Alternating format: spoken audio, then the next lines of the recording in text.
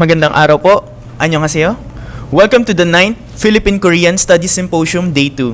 I'm Raymond Barreno from the UP Korea Research Center, and I will be your moderator for this morning. For more than a decade, we have witnessed how PKSS has been able to evolve, adapting to various and drastic changes in terms of research teams,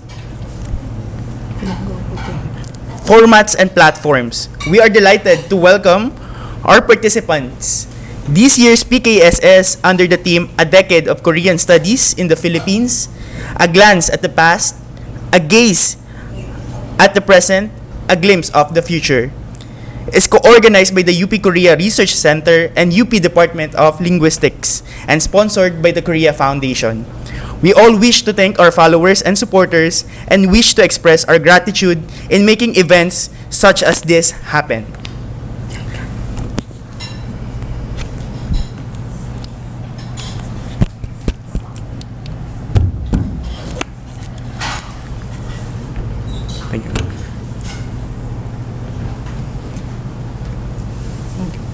This morning, we have the second keynote speech delivered by Dr. Jean Encinas-Franco.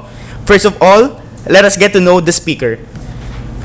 Dr. Jean Encinas-Franco is currently a professor in the Department of Political Science, College of Social Sciences and Philosophy, University of the Philippines, Diliman. Before she entered the academe, she worked for 15 years at the Senate of the Philippines, where she was Director 3 of the Senate Economic Planning Office. She also lectured at the International Studies Department of Miriam College from 1999 to 2009 and was a faculty associate of its Women and Gender Institute. She has published articles in international journals and book chapters dealing with marriage, migration, gender and populism, and gender and international relations. She is a co-author of a forthcoming book examining gender and citizenship outcomes among Filipino marriage, migrants in Taiwan, Korea, and Japan, an Institute of Southeast Asian Studies, volume on the Marcos return and the Duterte administration, of which she is co-editor, is set to be released in the middle of 2024. To deliver her keynote speech entitled Korea on My Mind, let us all welcome Dr. Jean Encinas-Franco.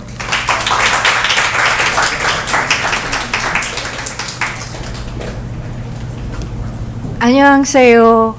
I really practiced this. Hello, good morning to everyone. And thank you to Dr. Kyungmin Bae, to Pam, and to everyone from the from the UP Korea Research Center for inviting me. You know, when Dr. Bae first emailed me and asked me if I can be the second keynote, I nearly suffered a panic attack because, you know, I am quite, you know, I consider myself still very much a student of everything to do with Korea, but I guess I feel that there's something to say from the perspective of someone from the field of political science who's not really studying Korean politics per se, but labor migration between the Philippines and Korea. In this talk, I will also narrate to you how I became fascinated with Korea. That's why the title is Korea on My Mind, since 2012, and from then on, the rest is history. And I can never thank UP Korea Research Center enough and Dr. Bae for always enjoining me to participate in UPKRC events, because I continue to learn about Korea, and in the process I also continue to unlearn what I have learned elsewhere. So yeah, you know, Korea and the Philippines have had a very long relationship. People who were born probably in the 60s and 70s would associate Korea with the Korean War, when the Philippines was actively assisted, no? The Philippines was one of the first to have sent Filipino soldiers to Korea. In fact, one of our past presidents, Fidel Ramos, was a soldier in the PEF-TOC, and our national hero Benigno Aquino Jr. was then a journalist. No, Dr. Mia and I were talking a few months back that maybe that's also something that QP Korea Research Center can sort of examine and document, because that will be another knowledge product that the present generation should learn. Today, Philippines and Korea are major trading partners. Korea is very much important to the Philippines, in as much as the Philippines is very much important to Korea. This partnership has even extended to military alliance. Korea has also sent a lot of official development assistance to the Philippines, specifically, for instance, in terms of scholarships for young people to study in Korea. The university is very much active, for instance, in sending students in exchange programs in Korea. One of my students went to Korea just a week ago, Hanam University, to study for 6 months. Yes. But during my generation, as I said, the Korea that we knew of was, an offshoot of what we know about the Korean War from the stories that our parents told us. And while I was in college and in my 20s, we're familiar with Korea because of the Kia. Because when it first appeared, when it was first marketed and appeared in the streets of Manila, we were amazed that it's like a toy. Because previously cars would look like it's so heavy, but this one is a bit smaller, compact, and but it's very much cheaper. No, so that's from where is that? Because we are used to Toyota, no, Toyota. But then, and so people were saying, it's from Korea. Oh, Korea. So they now have cars. That the other thing that we associate with Korea would be televisions. I remember at that time Sony was becoming very expensive. Sony was what we call the more expensive brand. But a more affordable brand came in, which was Gold Star. I don't know, most of you may not be familiar with that. I think Gold Star is no longer in the market, I think as a result of the Asian financial crisis, if I may say. Yeah. Or it was bought. But it's now LG. So yeah, and we actually, yeah, I remember it's Gold Star is memorable to me because the first television set that I bought for my family when I was still single, out of my own salary, was a Gold Star television. Yeah. So so these are things that were on our mind when we speak about Korea. So these were part of our imaginary when we talk and speak about Korea, and we remember this because that was also the time, no, when Korea was rising as an economic power. It was after 1988, when it held when the Olympics was held in Korea, that Korea announced to the world that, hey, we're here, we're overcoming the the aftermath of the Korean War and the long years of colonization, and it also, after which the Korea also entered the OECD. No? So next. So when was my fascination with Korea came about? The research interests that I really embarked on when I studied my PhD, I belatedly finished my PhD. I did not know that I was going to finish my PhD. I was just bored. When I get bored, I take my PhD. Sorry, yeah, that's true. I was really bored and frustrated with the work that I was doing in Parliament.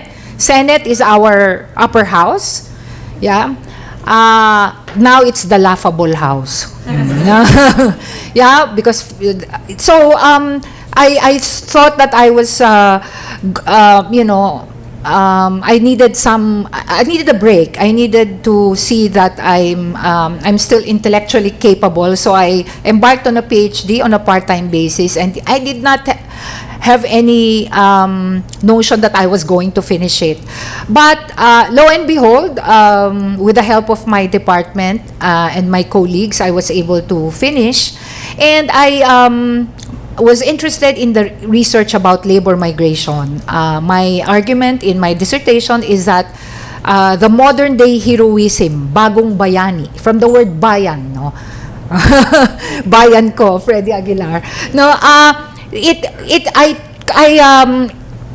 problematize it in the sense that it, for me, in looking at the cases of 3 life and death situations of migrant Filipinos abroad from 1991 to 2004, I found out that it actually reifies, when you say they are modern day heroes, it reifies the risks of going abroad.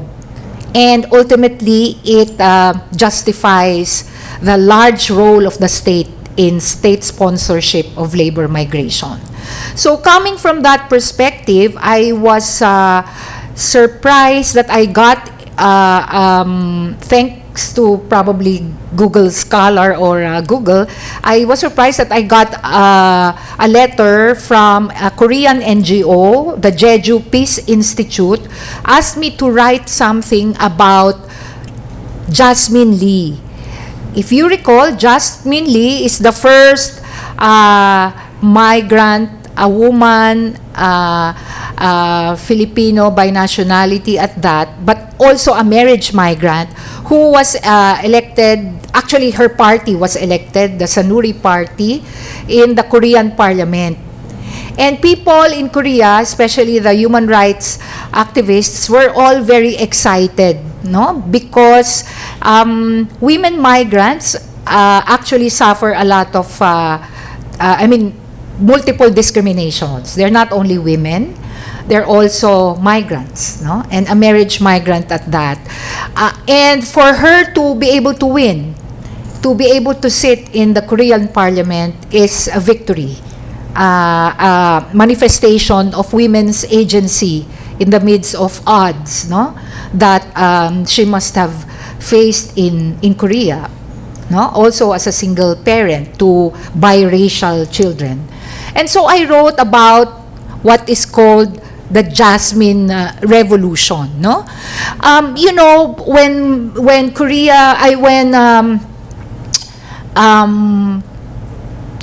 Jasmine became member of the Korean parliament, it's not only a victory for the Sanuri Party, it's also a victory for marriage migrants, because this enhances their visibility in the public sphere for Koreans. Because, Korean parliament has, like in our parliament too, there are very few women, no, in Korean parliament. And for a migrant woman to actually be there and sit there is a victory in itself, but also because of his stature as a marriage migrant, who are discriminated against in any country. So it brought into public discourse the plight of marriage migrants in Korea. And since the 1980s, Korea has been a venue for Filipinos who marry South Korean men and go to Korea. It's not a bed of roses, especially in the late 80s and early 90s, because some of them were victims of human trafficking, especially the mass marriages conducted by this, what do you call this?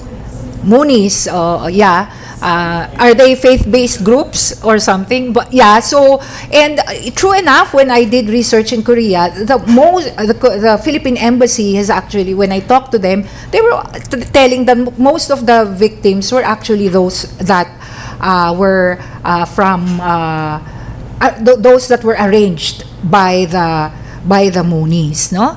So thankfully, Jasmine sort of became the symbol to advocate for the plight of marriage migrants. Okay? So while I was doing my paper on Jasmine Lee, I happened to surf the television. And I happened to watch a Korean drama in which, this Korean drama is not even popular. The title is 100 Years of Legacy. It was about a Korean noodle chaebol or something like that. And the lead actor is still popular. You saw him in Sky Castle and many other dramas today as an ajushi. But the woman, the lead actress, I don't see her anymore. But in that, so I was reading the literature on marriage migrants in Korea, and they often complain the qualitative research findings would be about the mother-in-law phenomenon, and I saw in the telenovela, Korean novela, that there's really a problem even when the in-law is actually when the bride or the wife is Korean. So can you imagine if it's a migrant from Southeast Asia, of which there are many in South Korea? Number one would be, let's take out China. Number one would be Vietnam. Number two would be Thailand, Thais, third Cambodians, and fourth lang yung Philippines. But in civil society groups, associations of marriage migrants, the Filipinos are the ones that are very active because we are marites. No, we are and we know each other. They know each other's lives, but they also, because of the facility for English, and they often see each other in church. So that in a way sort of becomes the venue for them to become associated with each other, and then they created these marriage migrant groups, marriage migrants in Gyeonggi-do, marriage migrants in the Seoul area, marriage migrants in Busan. So they're very much active in advocating the rights of marriage migrants. And so from then on, I never stopped watching Korean dramas. My gosh, I would have a withdrawal syndrome every time I cannot. There's no Korean drama that I watch, no. So I try to search. So, but so it's iterative. It's iterative. I learn about Korea intellectually, journals, even I subscribe to Korean Herald, for instance. They're online, free. So my algorithm in my social media accounts would have a mix of Korean drama sites, Korean politics, Korean society. No, so I learn, but I also read a lot of academic journals and book chapters, because of the papers and the research that I do on migration. Next, so this is what I wrote for Jasmine Lee, and it came out in the Jeju Peace Institute newsletter. The title is Korea's Jasmine Revolution: A View from the Philippines. So the gist of the article is the life of Jasmine Lee, and also how it's such a symbolic victory for Filipino women and marriage migrants, and whether this type of inclusivity will succeed or will be sustainable in Korea. Sadly, Jasmine Lee has been peppered with, of course, negative comments and backlash by some sectors, especially the conservative sectors of Korean society. It's understandable, and I believe it's still very much a work in progress, because Korea, both in the literature and in media accounts, have been very reticent in accepting immigration or immigrants. Next. So my research, I'm sorry, have you just had breakfast? I'm sorry. Forgive the picture that of Duterte. Sorry, I'm sorry. Yeah. So my research is can be located in the intersection of gender and the politics of international migration. Courtesy of UP Korea Research Center, Dr. Be and I did research on the narratives of returned Filipina brides. The common assumption in the literature and in policy is that marriage migrants won't return because of the residency allocated by virtue of their marriage to Korean national or a Japanese national. They are able to stay provided they fulfill the specifications of the law, on the number of years they're married to their foreign spouses. However, we discovered that some have returned. Some have returned not only because they got divorced or they quote unquote ran away, but also because their husbands agreed to return to the Philippines. Why? And this is something that needs further investigation, because this is a qualitative study. Some have actually decided to stay in the Philippines. First, because their children are not going to be discriminated against. Because in Korea, they revealed to us that their children, because of the biracial features of their children, even if some schools, especially in the provinces in Korea, 2/3 are coming from mixed or multicultural families, it's still a subject of discrimination. That's one. Secondly, and this is very important, their husbands say that the quality of life is better. Can you believe it? In the Philippines, the quality of life is better. Well, because some have been employed, for instance, in Korean companies, and they are able to buy or rent apartments which has a swimming pool. They can rest. They're not really subjected to wesage. I don't know if I pronounce it correctly, Dr. Shim. Wesig, the binge drinking that's oftentimes a part of a subculture, as they say in Korean companies, that actually leaves husbands little time to take care of their families, to have more quality time with their families. So that's something, and so it's something that's also very interesting, given that a lot of media accounts indicate that Korea has become very competitive. The cost of living has been very high, especially in Seoul, and also that it's very difficult to attain the middle class life. So, and I guess that's something that is partly the reason why couples have returned. So I hope that I can continue examining this in the years to come. The second research that I was I'm going to talk about is about a Toyota Foundation grant, of which I was a co-investigator. We did a survey research in Korea, Japan, and Taiwan among marriage migrants. And it was difficult to gather respondents, especially in Taiwan. But in Korea, where I was assigned, I did not find it hard. You know why? I was a judge in a beauty contest.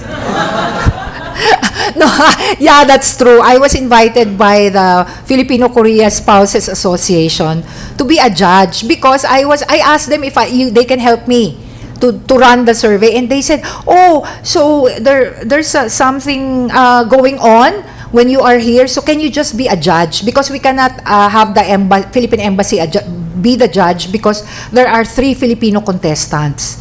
Filipinos love beauty contests, no? Because some nationalities only have 1 representative, but Filipinos, they have 3. No, so yeah, so I became a judge. At the same time, I also distributed the questionnaires there, while in high heels and in an elegant dress. So yeah, but later I will inform you about the findings. No, and I also UPKRC also embarked on a partnership with a Korean professor in Busan, no? And we studied how Filipina brides are faring considering the COVID-19 restrictions both in the Philippines and in Korea. So yeah, we tried painstakingly to look for Filipina brides who are in the Philippines at that time. How are they faring? How about their children? And the other thing that I also got involved in is about Filipinos in Korea during COVID-19 with the University of Hawaii in Manoa.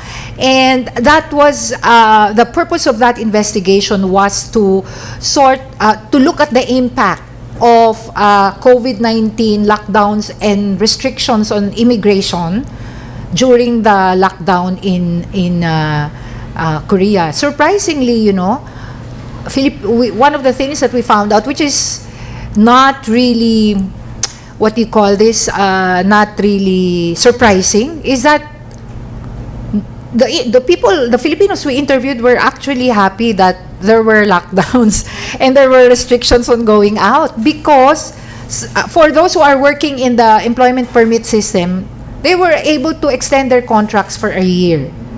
So it means that because they are required to only stay for 4 years, so some of them are happy, no, and that they've really were very happy with the way the Korean government handled it, and they were in fact very sorry for their relatives in the Philippines with very long lockdowns that we had.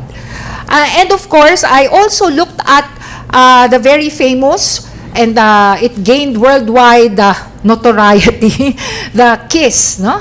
That it's not a simple kiss, it's actually a when during a state visit to Korea, Rodrigo Duterte suddenly, with her permission, that the spokesperson for Duterte said there's this permission, but under what conditions, no? Was that permission granted? Because it's in front of the presidential seal, in front of the other cabinet members, and in front of the Filipino community in Korea. So it was that news and video became viral. It was also covered by BBC, CNN International, Reuters, and all the international news agencies. No? Next. So today, no, as I from the time I embarked on my on Korea on my mind, today Korea is already known for different things. No, it's still known for cars, but now it has become more expensive Kia, yeah, yes, and of course Samsung.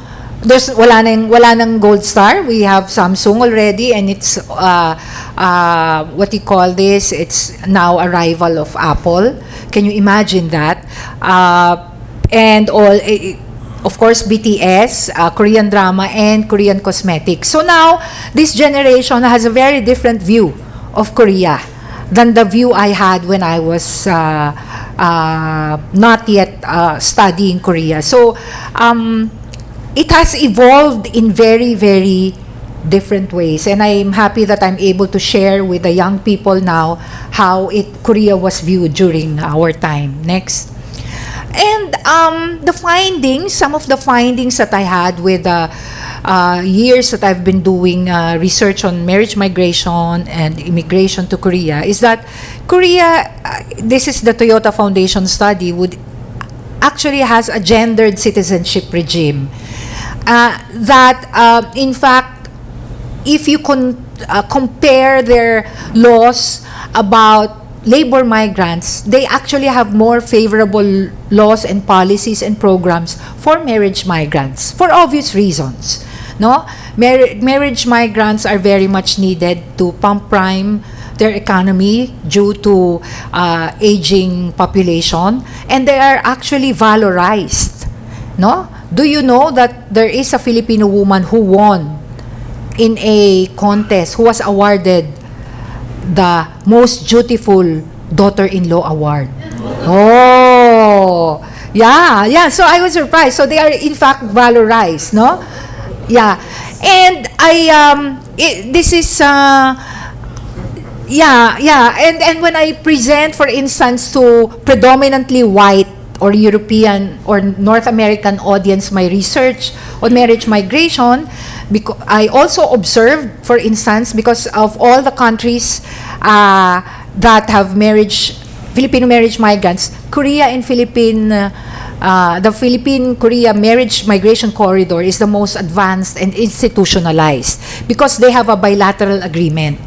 But I'm quite critical of that bilateral agreement. While on the one hand, it seeks to protect marriage migrants, on the other hand, there should also be seminars for husbands, for Korean husbands. Secondly, the ways in which the seminars are held is really towards the wives becoming dutiful daughters-in-law and dutiful wives. No, they are taught how to wear the handbook in different occasions. They are taught how to deal with their husbands when they are drunk. They are taught how to. There's even a rendition, because I attended it. There's even a dining table in which there are Korean dishes, and there's a quiz. You have to know which one is bulgogi, which one is samgyeopsal, which one is for a non-Asian audience, that would be quite, if you're being Orientalist, that you'd be quite amazed, no?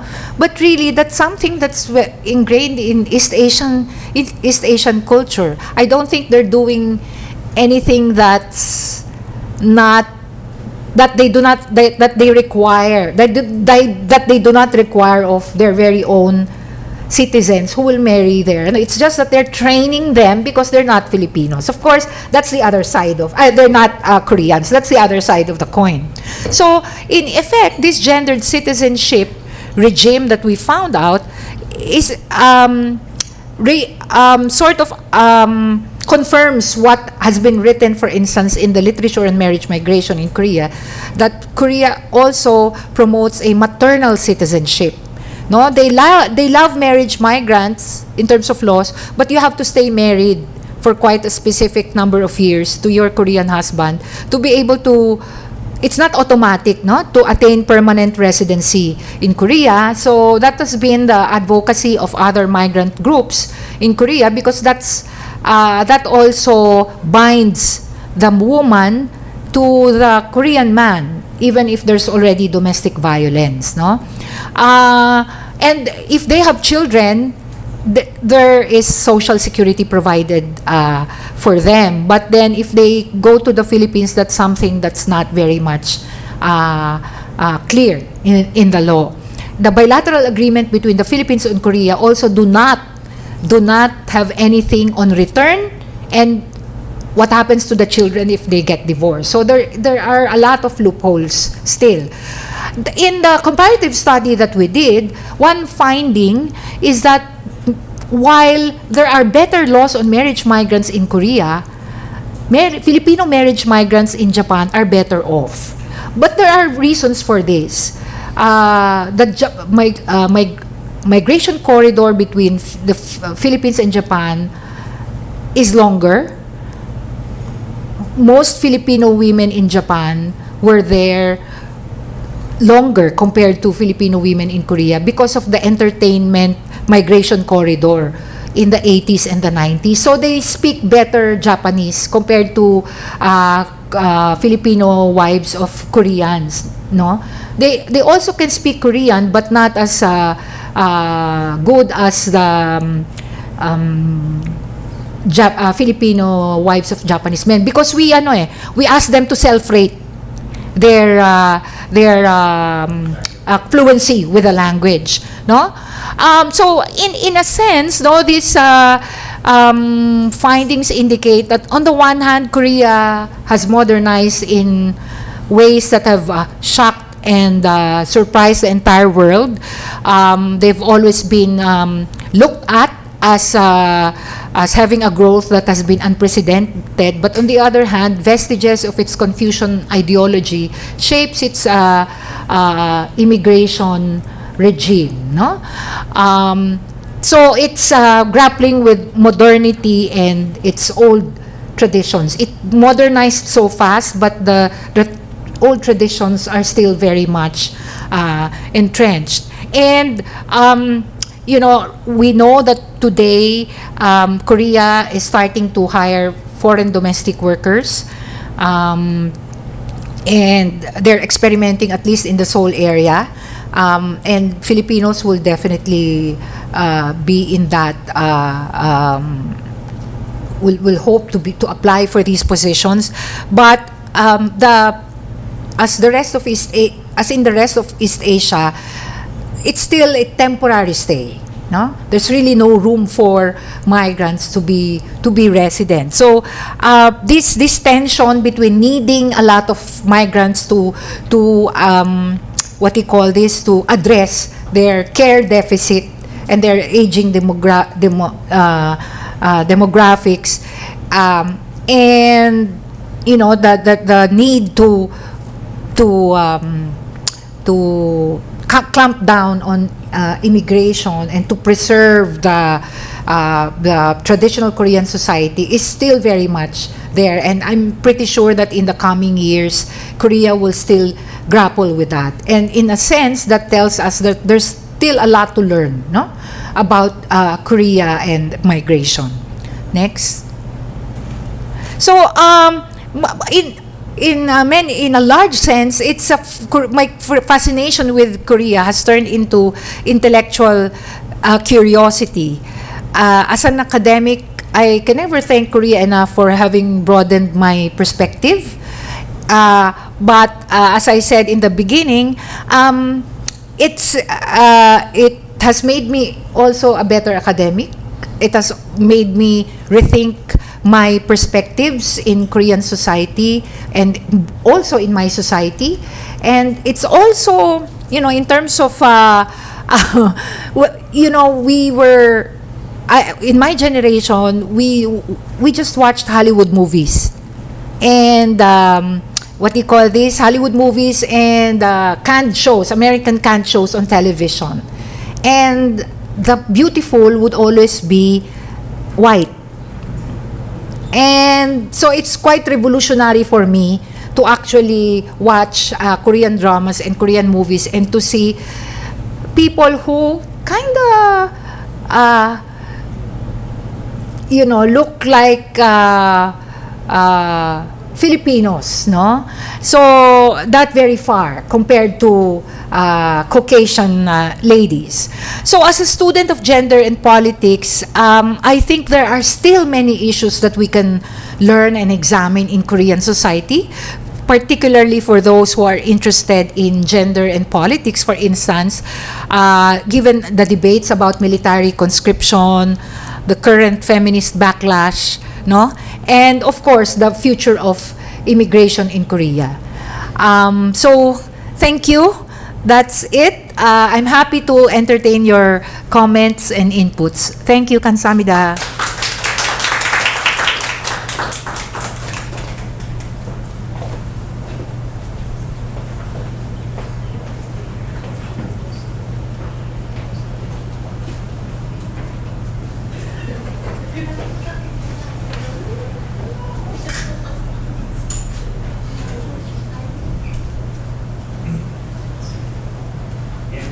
Thank you very much, Dr.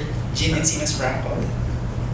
And just a side note lang po, I always remember Dr. Franco during the interview with the ABS-CBN 2022. Yeah, it was a very heartfelt message where she said that Lenny and Kiko won the hearts of the young generation of the Philippines who stood up against the Marcos Duterte tandem, even though it was hard and difficult to defeat them. Show the clip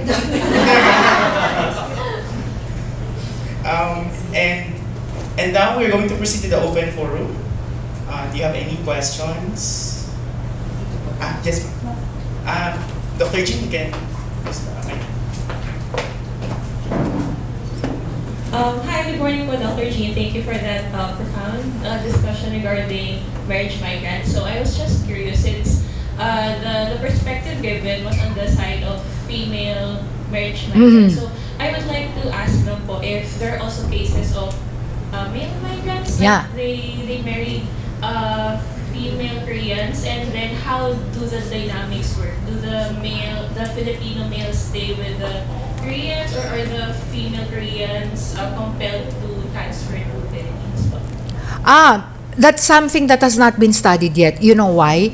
In 90% of Filipino spouses of Koreans are females. In the seminar where I was a participant, I observed only one out of 29. In that pre-departure seminar, out of 29, only one Filipino male has gotten married to a Korean woman. So, a lot of opas, no? No? Yeah. That's why it's really fascinating to study it. You know, the academics who've studied marriage migration in East Asia is that they point out that because immigration to Korea, labor migration to Korea is very much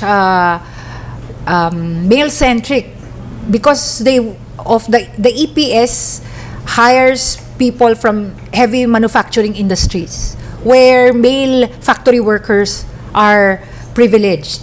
So there is no pathway, no domestic worker migration, no entertainer. I mean, very little lang yung entertainer migration. So the way to enter Korea is to be a marriage migrant. Yeah. But yeah, it's true that some are trafficked. It's true that the Philippine government has clamped down on fraudulent marriages, because they see sometimes they have they obtain copies of divorce papers or something of these Korean husbands. They've been divorced 3 times, so they're marrying again. So, or probably the husband has a criminal record or something like that. I don't know, but Cambodia has already imposed some kind of an income for the Korean husband, so that the Cambodian woman would not suffer. Yeah.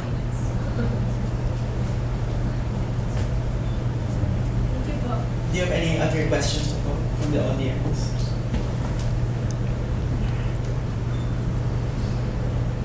Please, Dr. Gapstanan. Yeah. Actually, it's more like a couple of things. More like, first of all, like more of a reflection or a testimonial bit. Yes, for those, because what Dr. Franco mentioned regarding her affinity for Korean pop culture and then translating into academic work, similar. Yeah, no, I know. So, that's why, kaya friends tayo. I know.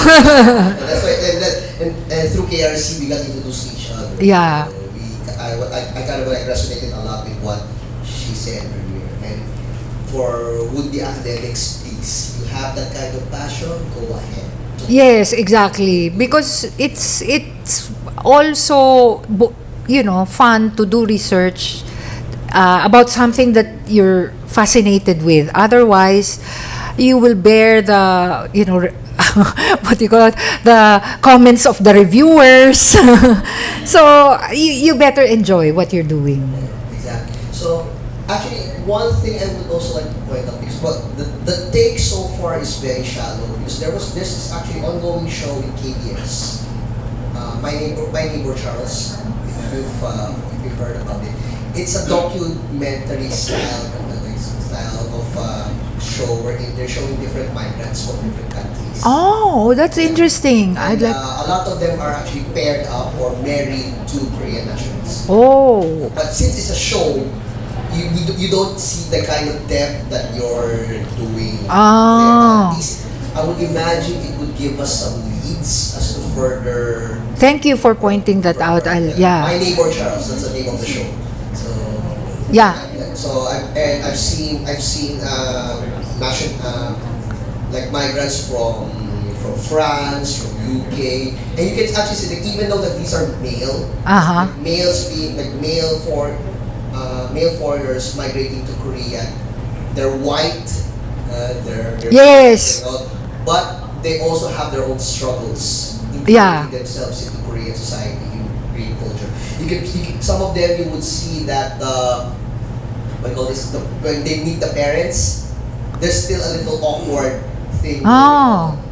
I think it's shallow, but I guess it would be a good lead for us to do a deep dive into that and then compare their experiences with what Filipinos experience. Yeah, that's true. So best part about it is it's in KBS World subtitles.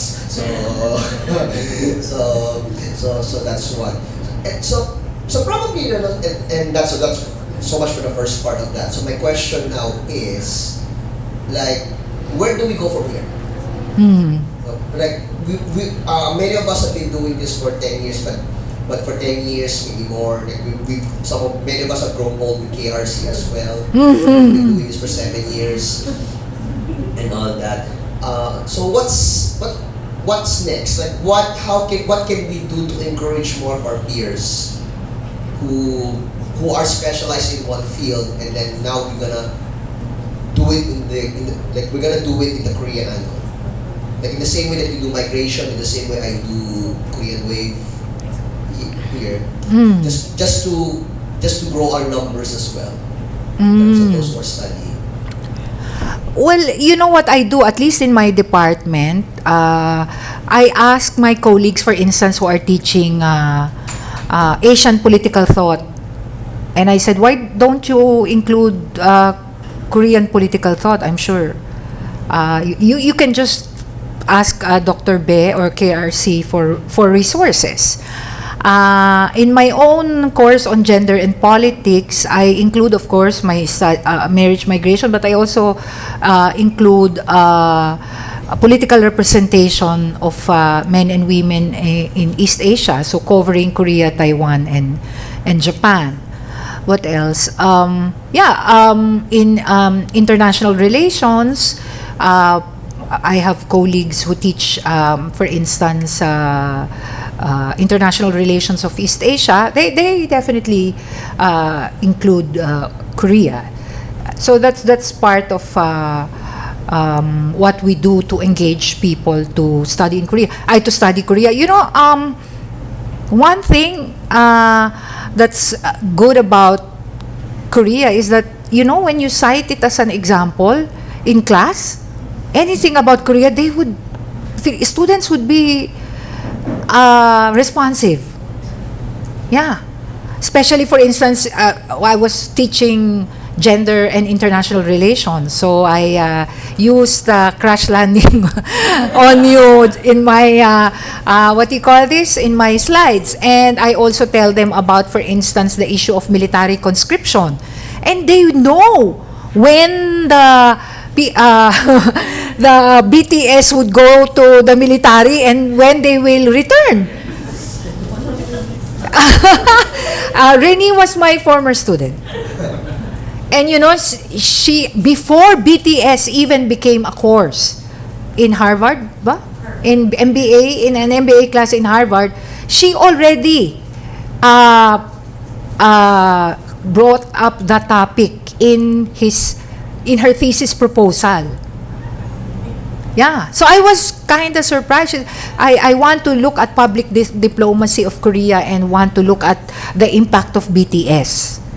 Yeah, so yeah, it's good to be yeah. So it actually helps me in my lectures, in class discussions, because of the familiarity, because of the Korean drama and K-pop.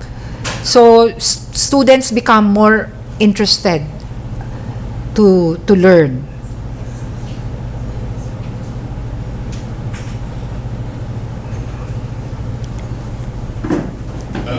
Good morning, Dr. Jean. You mentioned the number of pathways to get to Korean migration, and I think at least from my, I started, and I guess this is because of Eric. I got to become fascinated with Korea, so he's trying to reel me in. I'm letting him reel me in. So, we'll see what happens. But the entertainment pathway, especially in light of the BTS phenomenon, and a lot of the whole idea of doing idol training and stuff like that, because we now see in a number of shows and everything like that, more and more Filipinos participating, or even the children of Filipino Korean. Yes. So do you think that that could also be a pathway to be able to possibly be considered by people who want to be able to get to Korea? Yeah, in fact, there's a aside from the nomadic visa, do you know about it? Korea has now issued a visa called nomadic visa. You can stay in Korea if you earn more than $64,000 annually, I think. You can work there. Digital nomads, no? You can stay there and work for a company that's outside Korea. But I think they also already have a visa specifically for those who want to be trained, I think, in Korean culture and entertainment. So that's something that they already have, no? So there's no problem with that. But the entertainer that I'm talking about are those who work along the US bases. Yeah.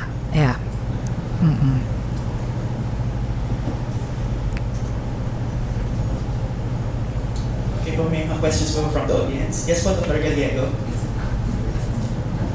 Just to pick up on Dr. Manuel's question and comment, I think based on our experience in our department, Korea is getting more aggressive in terms of hiring Filipinos to work in Korea, that they have now been reaching out to the department to offer scholarships to boost Korean studies and to promote further studies in Korean language, so that they are hoping that these graduates would consider employment in Korea. They have these companies have raised issue about aging population as well, and so they are hoping to get more employees from Philippines to Korea. So it's something similar to what is happening in Japan. Yeah. And I Professional. am actually quite surprised that Korea is also being more aggressive about this issue to address employment. Wow, wow. So I think in many years to come, we are going to see a very different Korea. Yeah, because of the, they have to do something about their aging population. They've surpassed Japan already, I think. Their fertility rate is down to 0.17 something. Yeah.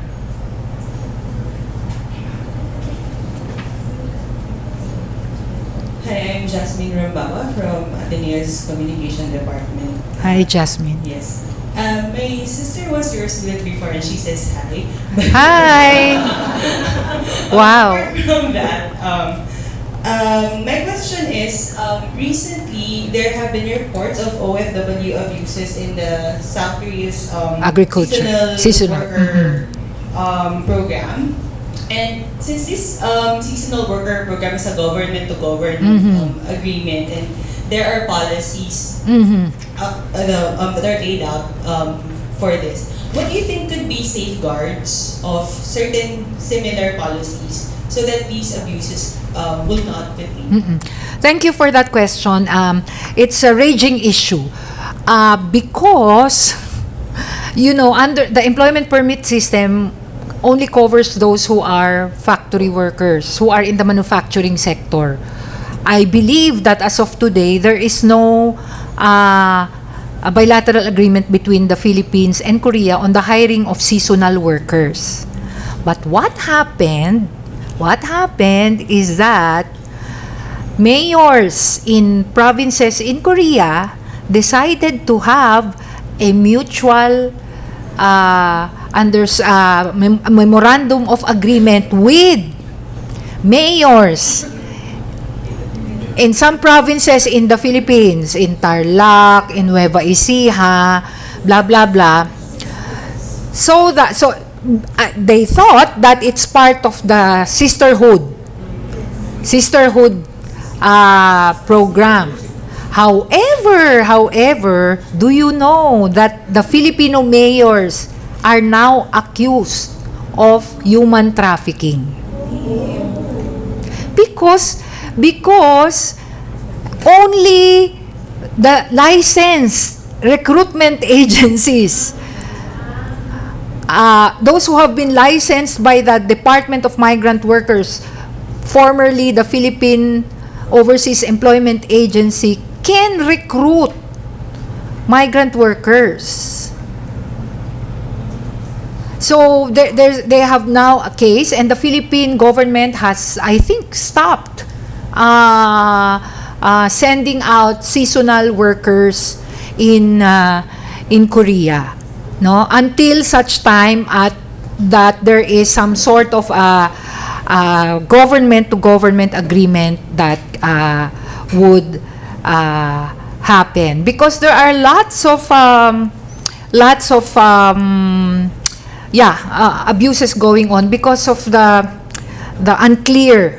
unclear policy. Yeah.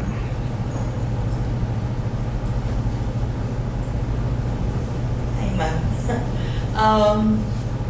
I have two questions actually. The first one is when you mentioned about how there's more to be said about military conscription. I was wondering what kind of angle, besides BTS and the whole BTS getting deferment because they're BTS. I'm curious what angle you were looking at, especially since it's kind of a sensitive topic, I guess. Yeah.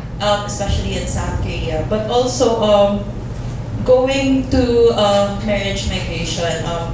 So generally, even in Korean society, there are issues when it comes to gender inequality in the labor market and how gender roles are affected. Gender roles are very, they're still very intact, especially in Kim Ji-young, the book. It was showing all the statistics and whatnot. Yeah. I was just wondering if there are studies, or if you've looked into how it is, especially for marriage migrants. Is it worse for them, or are they given opportunities as well to participate in the labor market in South Korea? Are they being taught how to follow strictly gender roles or whatnot? like that po. Yeah. You know, I'm pretty sure most of the marriage migrants have a good life. It's just like all migrants, no? It's just that, of course, they suffer institutionalized discrimination because of the citizenship regime. Now, they will, if you interview them, they will say, I have a good life. But, you know, for as long as the law says that you have to stay married for this number of years before you become a resident, it's not automatic, then there's something there, no? Some marriage migrants have become English teachers because of their visa. Because if you're not native English language speaker, you cannot teach English in Korea. Yeah. So, you have to be from the UK, you have to be from the US to be able to teach English. But, because of the visa of marriage migrants, because they're already residents, they can teach English. So, some of them have found jobs, whether part-time or full-time. There are also marriage migrants who work in NGOs. Yeah, in NGOs. Yeah, so, and you know, the present generation of migrants that I've met, they would try to disassociate themselves from the older generation of marriage migrants. They would say, no, Mom, I got married to my boyfriend. So, it's a euphemism for saying that I'm not a mail order bride. I was her English tutor in Manila, and we became boyfriend. LDR kami. LDR is long distance relationship. LDR kami. Uy, Pam oh. Pam is laughing oh. Oh. Maybe she has an oppa in Korea.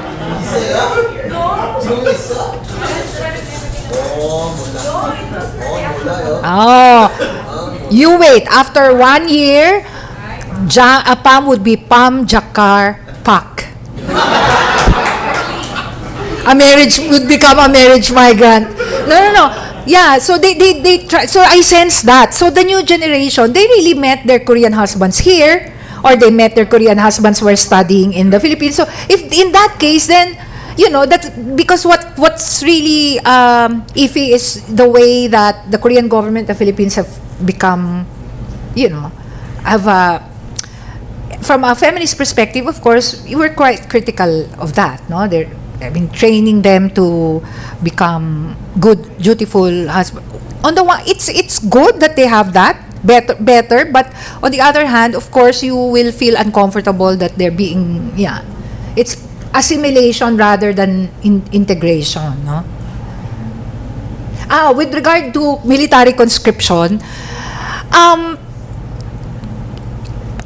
scholars of gender and international relations or gender and international security are very much against military conscription, mainly because military conscription enhances a country's society in terms of being militarized.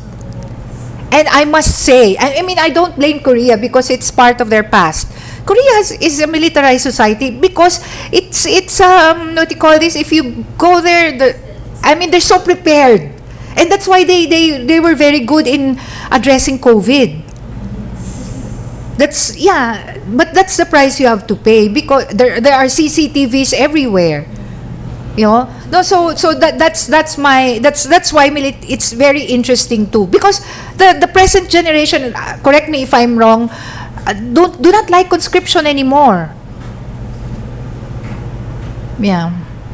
They're trying to find ways to skirt it. Yeah. And some men would like women to be in the military, just like Israel. Yeah. Do you have any questions for Google? Yes, what Good morning po. I had this opportunity to talk with Damanwas, mga multicultural centers. One of their problems is when they became wives of Korean men through paid matchmaking services. International brokering. So it's a legal thing in I think yes. it's a legal thing in South Korea. So sa Busan po ito. And then I talked to them. Their problem was they had this culture shock because what they've seen in Korean dramas are very much different Yes. from their, Korean husbands and their families in Busan. So this Filipino women were around 25 years old to like 30 years old, and their Korean Husbands. husbands were like 50. Yes, 20 years, that's the So the usual. expectation is for them to, take care of the parents-in-law and then take care of their child. They walang work, ganyan, sa bahay lang. Then they have to cook everything with the banchans and then ulam. And then ang result is maybe after a year or 2 years, gusto na Yes. divorce. Then I would ask them, so you want to go back to the Philippines? Hindi. I want to look for Exactly. a better Korea. Oh, a better opa. Better opa. The husband, yeah. That's Oo. the narrative.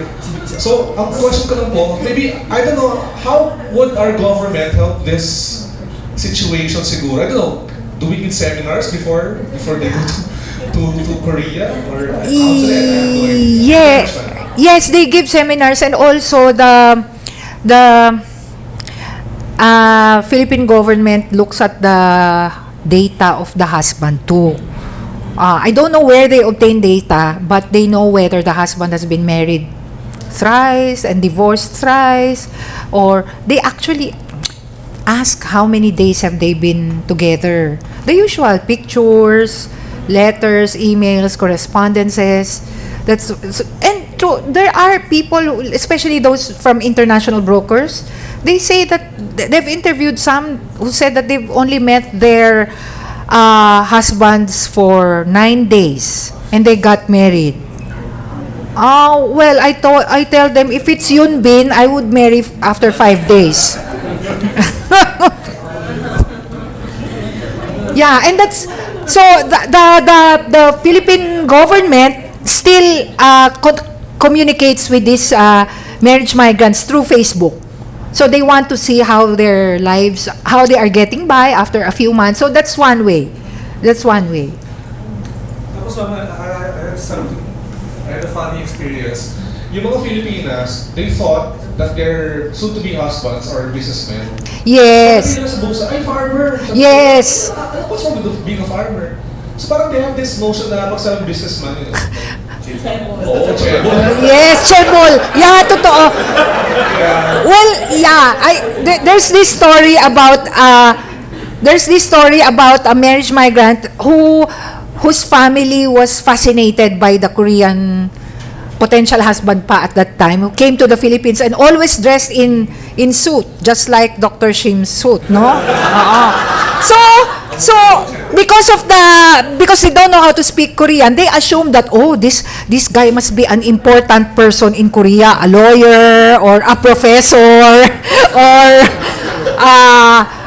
because in the Philippines we only see rich people wearing suits, no, or professional people. But they were shocked because he is a ginseng farmer. And they thought that they will live in Seoul. No, and they didn't, but because in the Philippines, farmers are poor. But in Korea, they're not really poor. They own the land. So, yeah, that's sad. Yeah, so wrong assumptions. Dr. Jeans, Dr. Kimbe would like to add on. It's not the comment for Dr. Jin, but in regard to the question of Dr. Gerard, Commission on Filipinos Overseas, CFO, gives the seminar, pre-departure seminar, PDO, twice a month. And then I just happened to conduct PDO since 2020 until recently. And then in 2020, they just changed it to online setup because of COVID-19. And then we met them twice or 3 times a month. And every time, because it's sponsored by MOGEF, MOGEF, Ministry of Gender Equality and Family of Korean government. And then the NGO, which coordinates with CFO, requires the collecting data, personal data of each participant who are ready to go to Korea, because most of them already obtained F6 visa. F6 and then visa. what is the last stage is really this pre-departure seminar, because CFO wants to make sure they are not trafficked and Yes, they are yes. legally married. Legally married, yeah. But I think, and based on my personal observation, what's quite interesting is in 2020, maybe up to the first part of 2021, how they met didn't really include internet. But around the end of 2020, 2021, 2022, up to now, the source of their dating is increasing through online or dating app. But they didn't really specify what app, but they also included Facebook or KakaoTalk, like those very generic social media. Yeah, okay. And then those, because Filipinos are really avid user of Facebook, Yes. when they meet those Korean, usually male, because dominantly these are Filipina. And then when they meet these Koreans in certain Facebook group, they also join other potential spouses. So they try to exchange information, and then I think they are quite smart these days, because they want to verify Oh, that's good. this guy is single, and then not really, not really financially, but they just want to make sure this marriage will really happen. Yes. And then just to continue what Dr. Jin mentioned, because there's really this stereotype when you marry a foreigner. Like Yeah. Even when Koreans marry a foreign spouse, there's really a certain stereotype. But based on CFO data, the brides are quite young, and some Yes. are really like 19 or 20. Yes. And then when they say they were coerced through some agency because it's illegal, we don't know. But it's also interesting, even if they met a Korean guy through some, I don't know, arrangement or dating agency or even marriage agency, CFO has no power to detect Yes, yes. how they really met. So as long as they obtain visa, as long as the Korean guy is giving the condition to marry and go to Korea, I think there's not really strict process to bar or to Yeah. prohibit certain trafficking. Yeah. In fact, I was told when I interviewed the staff of Commission on Filipinos Overseas, there have been instances when the family, when they see some problems with with the data provided by the bride, they would the trip to Korea would be delayed, and then the family would be so annoyed that there have been instances when the families trooped to to that government office and quarreled with the staff, because why are you delaying our daughter's dream to go to Korea? Yeah.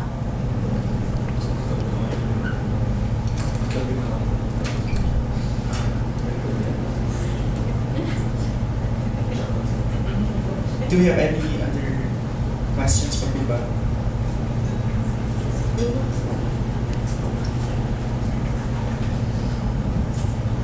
I'm Farah from the UP Department of Linguistics.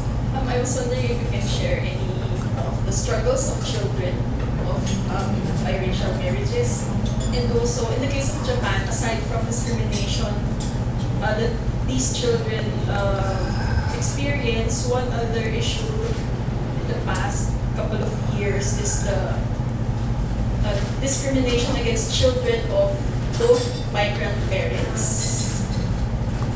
Oh, okay. So like a migrant Filipino and another migrant Filipino marrying in Japan, having a child, and facing discrimination. Is also struggles with learning, struggles when in the Japanese school because they speak Filipino at home or other Filipino languages, and then they're not used to speaking Japanese. So any of course. things that came up during Thank you. The language barrier is really a problem. That's why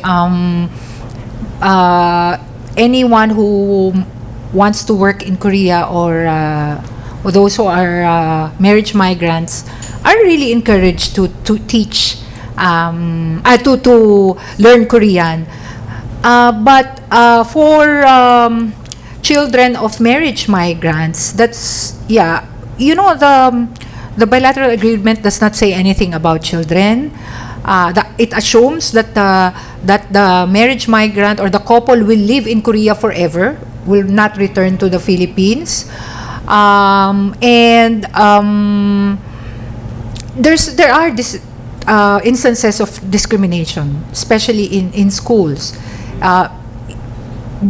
Most of these marriage migrants are outside Seoul, so my guess is that the farther you are from the center, the more conservative, the more traditional people are. So when they see, the features are very obvious sometimes not. But of course, when they see the mother, because Southeast Asians are still seen in Korea as people from developing countries, and that's part of the discrimination.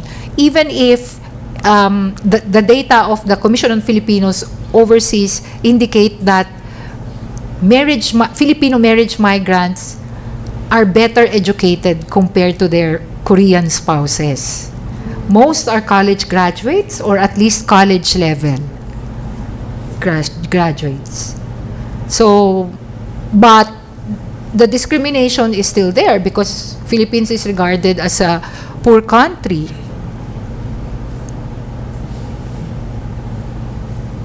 So the challenge for us is to be a rich country. Yeah.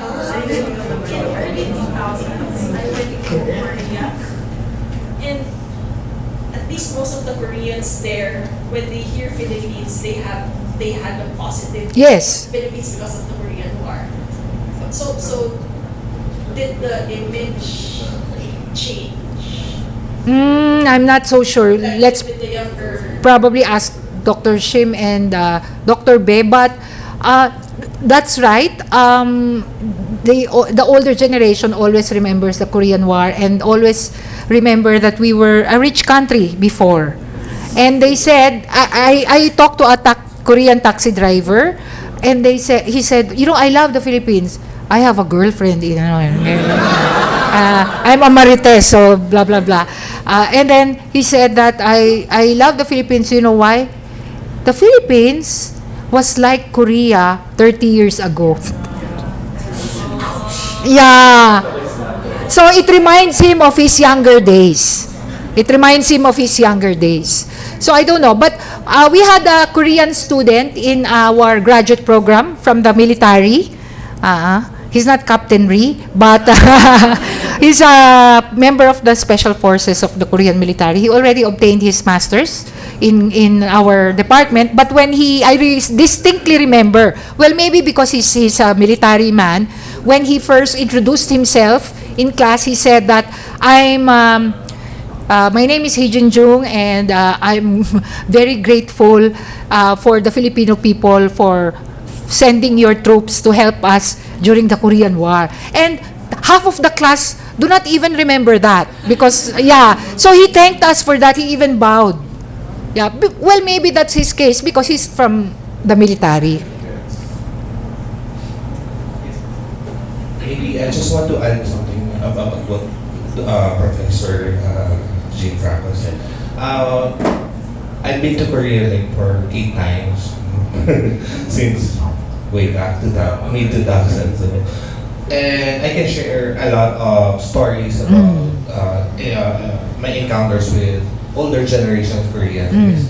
Whenever they learn that I am a Filipino, they will really bow down, and they will really tell you that they're really grateful, and some actually they even tried to talk to me because I can speak Korean, so they will try to tell their stories during their younger days, and then some even cried in front of me, like the harabojis, because we went to the near the cemetery area where the veterans were lying.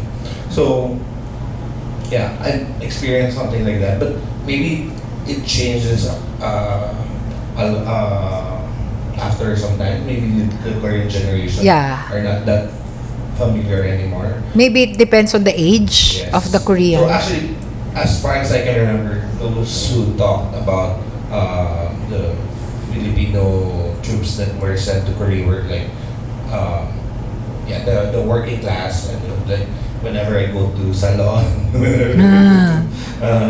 around the places with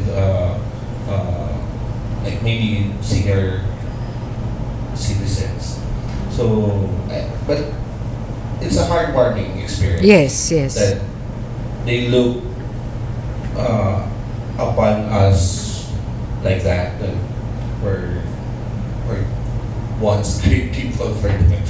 And I think whatever bad news that they're hearing about the Philippines, because also they've shared some experiences that are stories from their friends that have been to the Philippines that encountered pickpockets and other bad experiences in the Philippines. But they even share that even they experienced that, they still love the Philippines. Yeah, okay. So I think it really has something to do with our past experience with Koreans. And another thing, to also answer Sir George's question a while ago.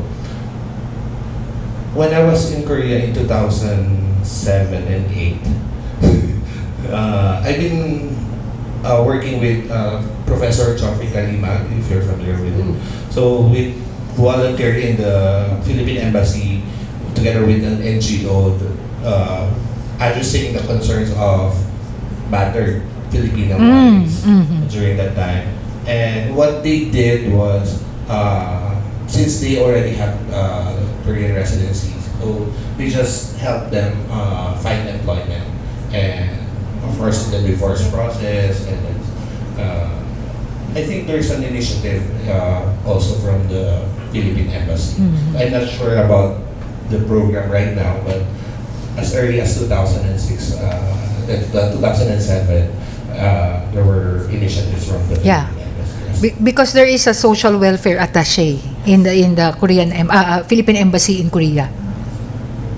So they're very responsive and very close to the Filipino community. And I always also share to my Korean language students here in the Philippines that for these students, they really want to have a Korean boyfriend. So some or many of them. So I won't talk names anymore because some are here. Why are you acting? But I always tell them that they really have to be mindful. They really have to conduct their research, background research of the person they are dating, because not all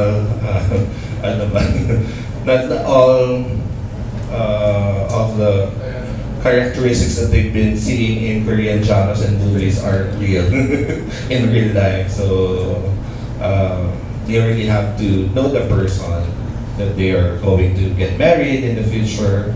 But I also share some of the experiences from my friends that have been married to Koreans. They are successful marriages. So, but also to add to this Fernando's question a while ago, because I'm the godfather of some of these kids, so I've been to meeting them once in a while in Korea. So I even brought the kid to school, accompanied the kid to school. So yeah, there are some still discrimination because you're the Samson, you're the uncle. So, they're looking at my skin color.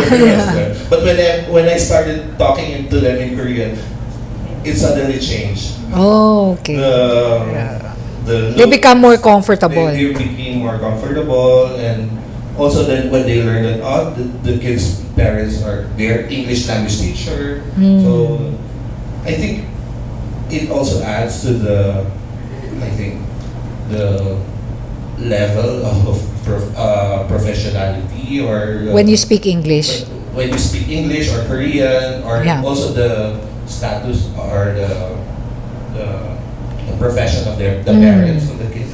Yeah. So I think it also affects in the way they treat the kids as well. Yes.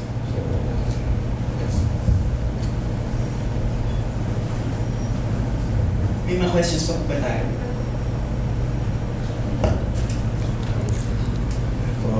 Good morning po, I'm Dr. Franco. So my question is kind of related to what Mom mentioned a while ago. So I was wondering if South Korea had the Multicultural Family Support Act. Yeah. And then how does the Korean government address the issues that the multi-Korean or multi-ethnic Korean families or children are facing? Because we heard a lot of stories that these children half Korean or half Filipinos are facing discrimination. Parang they're not well accepted by the Korean institution, and then some of them stop from stop schooling, something like that. So they don't continue going to school because of that situation.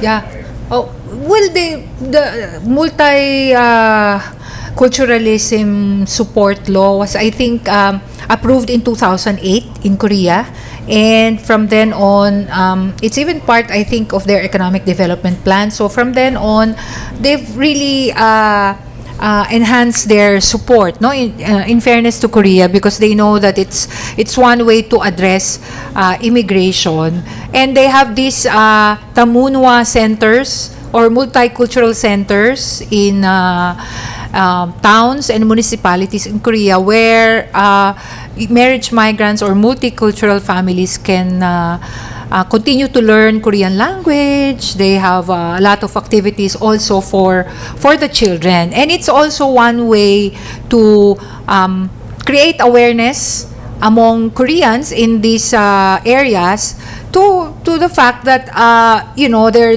demographics in their towns or in their municipality is also changing.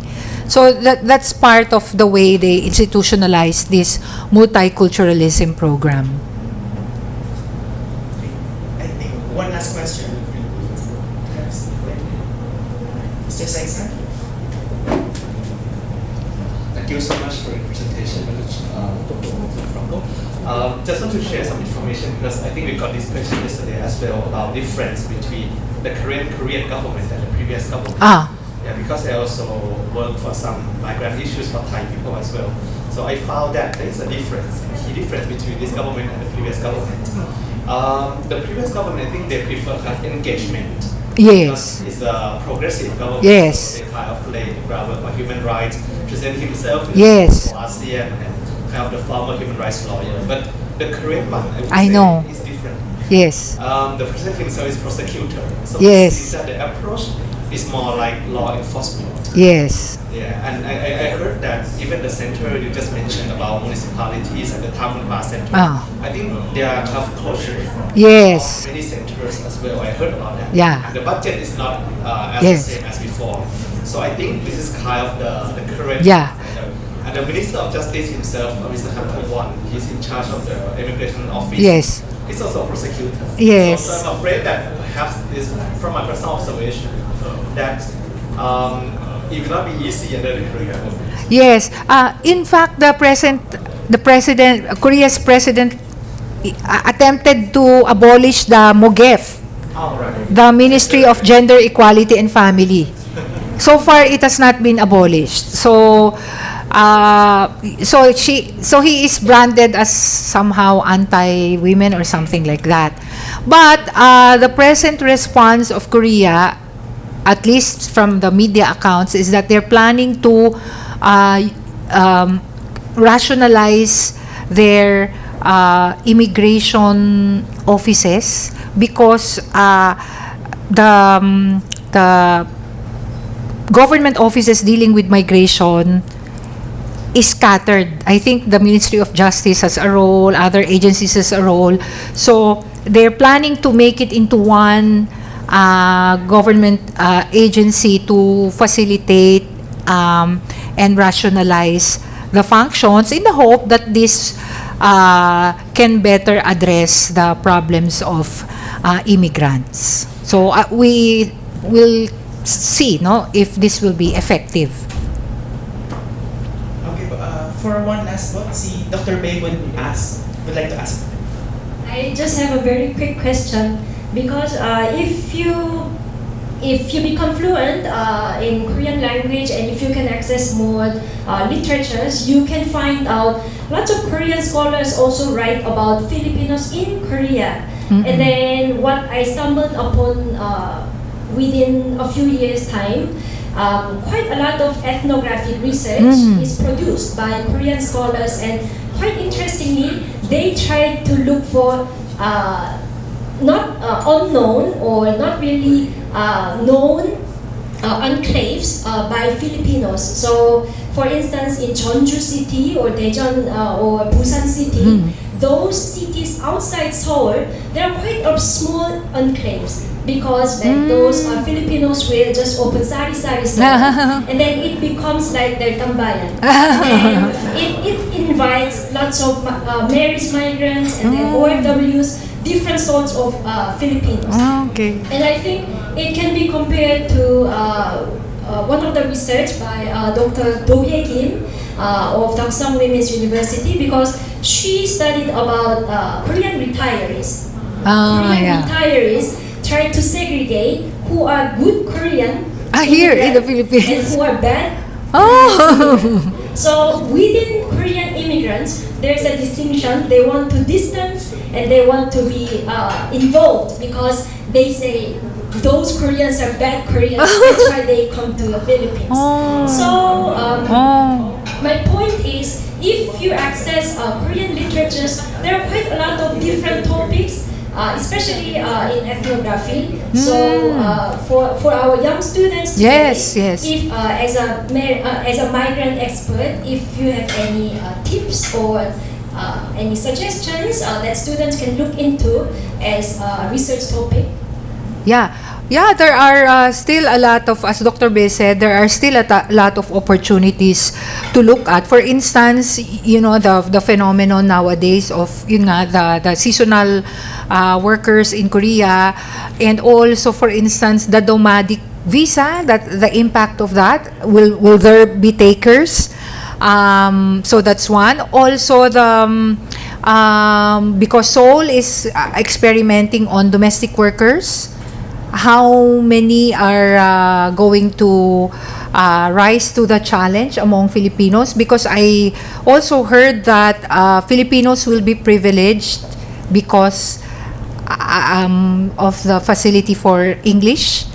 If they are nannies of their children, then they can speak, a little, they can teach them a little English even as they take care of them. So you will see that there's also racial selectivity even in selecting domestic workers. So there is a rich possibility, and especially if you speak Korean, you can access, for instance, government documents, policies, and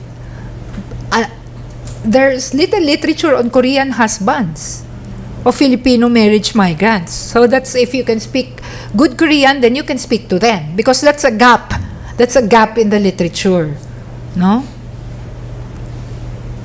And that sums up our open forum for today. So thank you so much for 감사합니다.